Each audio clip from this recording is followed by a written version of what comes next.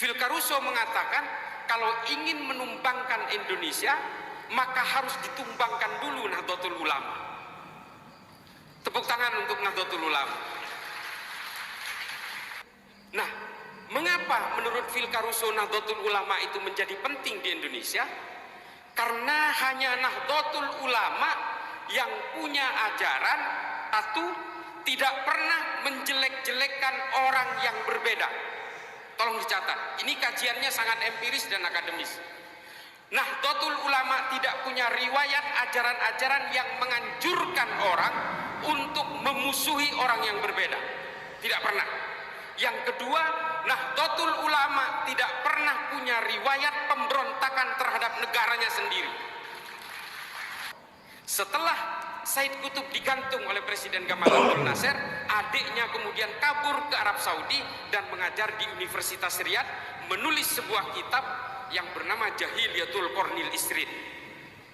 Nih kan nih, ajaran-ajaran ini yang kemudian lahir di negara kita hari ini, dialirkan beserta uangnya, mengalir beserta pendanaan yang luar biasa. Untuk apa? Menumbangkan Nahdlatul Ulama. Karena kalau Nahdlatul Ulama tumbang, selesai semua. Pancasila tidak akan ada artinya. Yang menjadi perekat hari ini dari berbagai keberagaman ini adalah Nahdlatul Ulama. Mengapa? Indonesia adalah populasi terbesar umat Islam di dunia. Yang waras tidak boleh mengalah terhadap mereka para pencoleng-pencoleng agama yang menjadikan agama sebagai alat politik.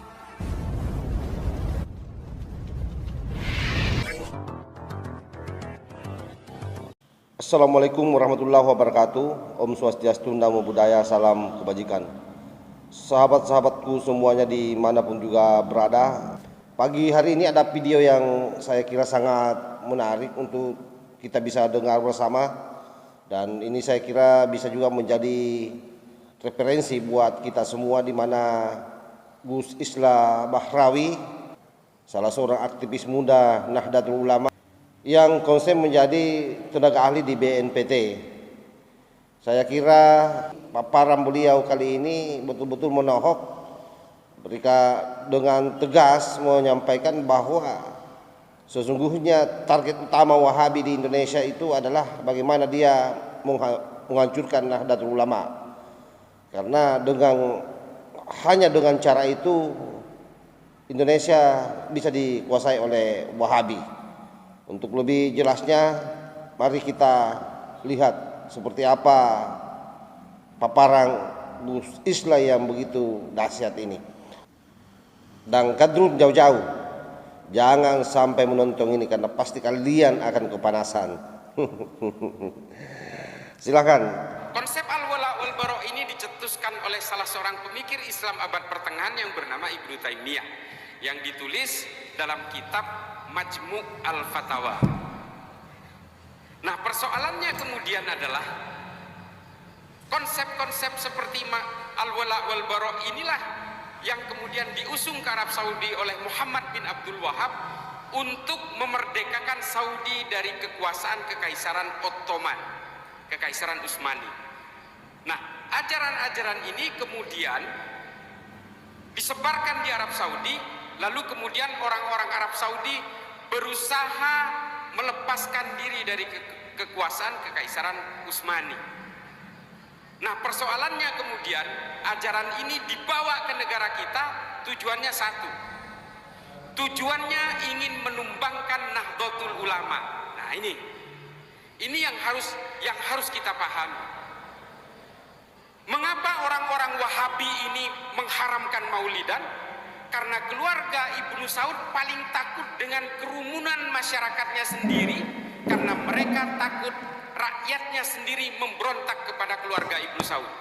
Ini tolong diperhatikan. Nih, seperti perkumpulan-perkumpulan jamiah seperti ini paling ditakuti oleh keluarga Ibnu Saud.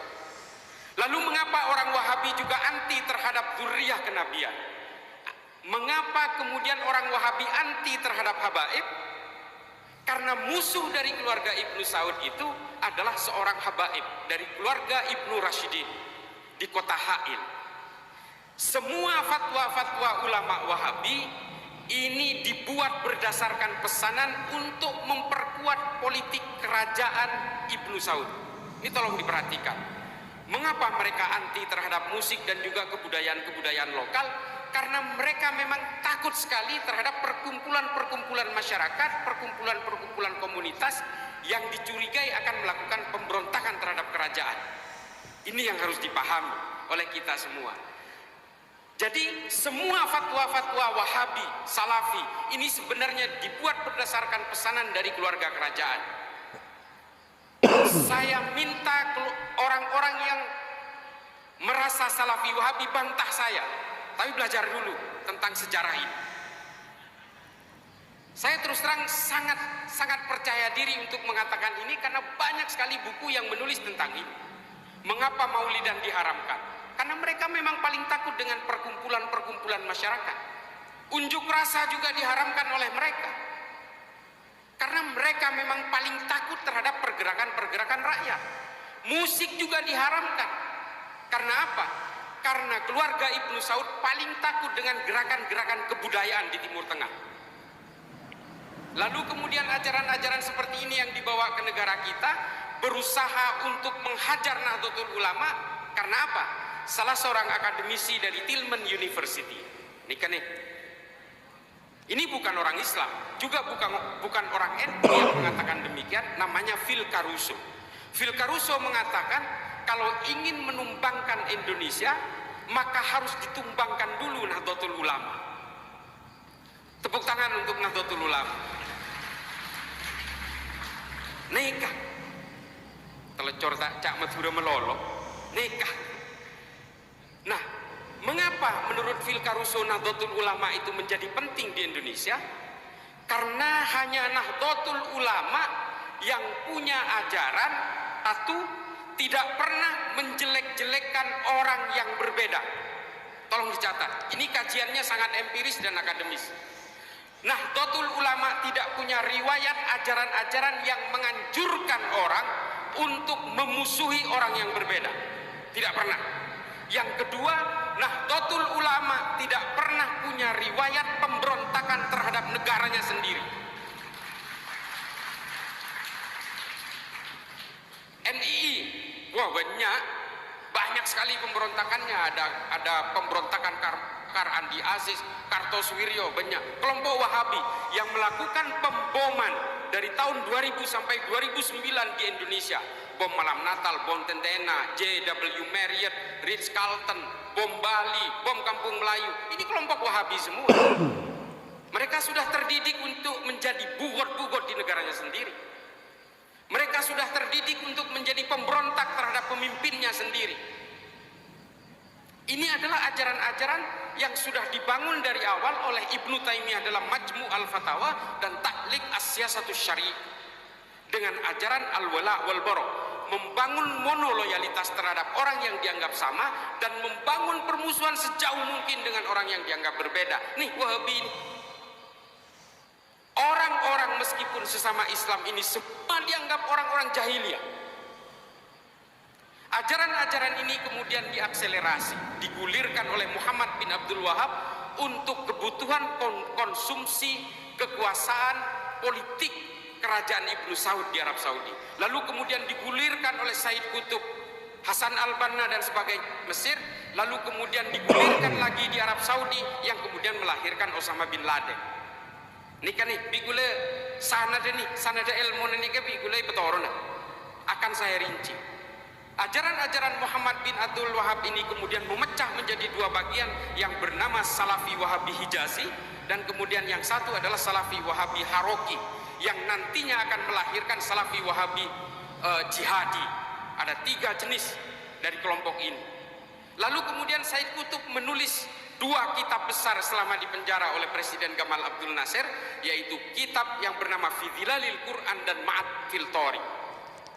Setelah Said Qutb digantung oleh Presiden Gamal Abdul Nasir, adiknya kemudian kabur ke Arab Saudi dan mengajar di Universitas Riyadh, menulis sebuah kitab yang bernama Jahiliyatul Qornil Isrid.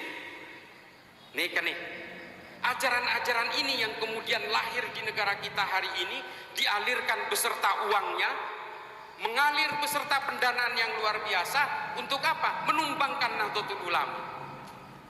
Karena kalau Nahdlatul Ulama tumbang, selesai semua. Pancasila tidak akan ada artinya. Yang menjadi perekat hari ini dari berbagai keberagaman ini adalah Nahdlatul Ulama. Mengapa? Indonesia adalah populasi terbesar umat Islam di dunia. Paling besar umat Islam di dunia ini adalah Indonesia. Dan organisasi terbesar dari seluruh organisasi berbasis keagamaan Islam di dunia yang paling besar adalah Nahdlatul Ulama. Tidak bisa dipungkiri, ini statistik, ini indeks. Jadi kalau ingin menumbangkan Indonesia, maka tumbangkan Nahdlatul Ulama. Itulah mengapa kelompok Hizbut Tahrir Internasional yang kantor pusatnya di Inggris diekspor ke negara kita dengan pendanaan yang luar biasa. Tujuannya apa? Untuk memecah belah umat-umat di kalangan Nahdiyin. Ini tujuannya. Ajaran-ajaran Salafi Wahabi diekspor paksa beserta uangnya datang ke sini. Untuk apa? Memecah belah umat-umat Nahdlatul Ulama ini. Saya tidak ingin mengglorifikasi lalu mendewakan dan memberhalakan Nahdlatul Ulama di sini. Tapi saya berbicara tentang riset-riset yang empiris. Yang saya katakan tadi adalah Phil Caruso dari Tillman University melakukan riset ini bertahun-tahun di Indonesia. Dan kemudian mereka menyadari, orang-orang Barat menyadari bahwa Nahdlatul Ulama ini adalah pasak, poros utama dari keberagaman bangsa kita. Pancasila tidak akan ada apa-apanya tanpa Nahdlatul Ulama. Ini harus diakui. Saya tidak ingin mengatakan Pancasila sakti. Pancasila sakti, tapi Nahdlatul Ulama jauh lebih sakti menurut saya. Ini mohon maaf, saya tidak ingin mendegradasi Pancasila, tapi yang namanya filosofi Grondslag, Pancasila ini adalah filosofi Grondslag di awang-awang. Dia adalah aturan-aturan tanpa dogma. Tapi kalau agama, oning dogma, tahu dogma, percaya nggak percaya harus percaya. Nah, ini hanya dimiliki oleh basis-basis ilmu keagamaan yang kemudian mengalir di dalam NU, dan NU ini punya sanad-sanad keilmuan dari tabi'in sampai ke sahabat dan Rasulullah. Nah, inilah kemudian yang harus kita jaga sanad keilmuan ini, sementara gerakan-gerakan ideologi transnasional yang datang dari Arab, yang datang dari mana-mana ini harus kita tolak.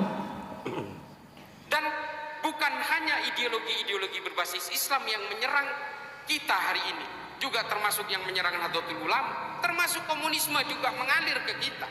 Mereka mengalir diam-diam. Cuma persoalannya memang komunis ini sudah tidak punya otot, Pak. Dia sudah tumbang di negaranya sendiri. Tapi kalau Salafi Wahabi sebentar lagi juga akan tumbang di negaranya sendiri. Coba perhatikan. Hari ini Saudi sudah menyadari kesalahannya bertahun-tahun. Pangeran Muhammad bin Salman mengubah undang-undang negaranya yang berbasis undang-undang agama yang dulu dibanggakan sebagai ajaran paling murni katanya. Hari ini semuanya dirubah. Perempuan Arab Saudi hari ini sudah boleh nyetir mobil, sudah bisa jadi supir Grab, ke luar negeri sudah bisa tanpa mahram, ke mall juga sudah tidak dipisah antara laki-laki dan perempuan, dan pakai hijab sudah tidak wajib lagi di Saudi, kecuali di Haramain. Apakah dia mengubah hukum agamanya? Tidak, dia mengubah tafsir-tafsir agamanya. Ini dikatakan oleh Muhammad bin Salman di dalam salah satu saluran TV namanya Frontline. Muhammad bin Salman hari ini memenjarakan ulama-ulama Wahabi. Tore, ini loh hari ini betul-betul menjadi kebingungan orang-orang Salafi Wahabi di Indonesia. Mereka ingin menjadikan Indonesia seperti Saudi zaman dulu. Saudi ingin berubah seperti Indonesia hari ini. Saya kira apa yang dipaparkan oleh Gus Islah Bahrawi terang benderang, sebagaimana yang juga selalu saya sampaikan selama ini, bahwa Salafi Wahabi ini sangat berbahaya karena memang serangan-serangan yang diberikan ke kita ini adalah bagaimana ingin menghabisi kultur atau budaya-budaya lokal yang ada di negara kita. Nah, kalau misalnya itu semua sudah habis, lalu kemudian mereka mulai memasukkan ideologi-ideologinya dalam posisi masyarakat yang sudah kosong kepalanya, karena sudah terdoktrin habis-habisan, dianggapnya seluruh budaya-budaya itu adalah hal-hal yang bid'ah, yang tidak pernah dilakukan oleh sahabat Nabi, Disitulah saatnya dia memasukkan ideologi bagaimana supaya orang-orang yang dia doktrin itu mudah masuk ideologinya. Maka hal yang pertama yang dia lakukan adalah bagaimana memberangus, menolkan budaya-budaya di kepala masyarakat sehingga doktrin-doktrinnya mudah masuk. Dan ini yang sangat berbahaya. Karena itu tak henti-hentinya saya akan selalu mengabarkan hal-hal yang sifatnya edukasi, bagaimana supaya generasi muda ini tidak instan menerima informasi, terutama dari media sosial yang begitu luas bertebaran, yang begitu gampang diakses. Saya kira jelas ya. Wallahul muwaffiq ila aqwamit thariq. Wassalamualaikum warahmatullahi wabarakatuh. NKRI harga mati. Salam Nusantara.